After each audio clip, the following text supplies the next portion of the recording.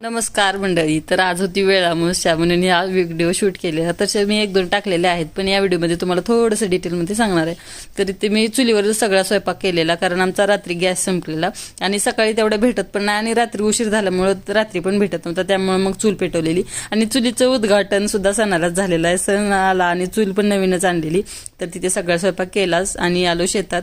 तर अगोदर पांडव वगैरे केले, सगळ्या देवांना नैवेद्य दाखवले, पांडवाला पण नैवेद्य दाखवला.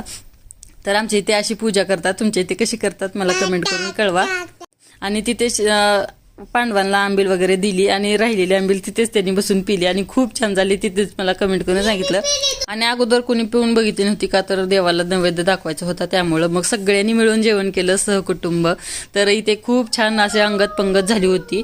हा क्षण वर्षातून एकदाचा अनुभव होता येतो, तो म्हणजे वेळ अमावस्याला सगळे येतात एकत्र. असं काही सगळे येतातच, पण कधी टाइम सगळ्यांचा वेगवेगळा असतो, त्यामुळे दिवस मावताना मग सगळे एकत्र जमले, थोड्याशा गप्पा गोष्टी झाल्या.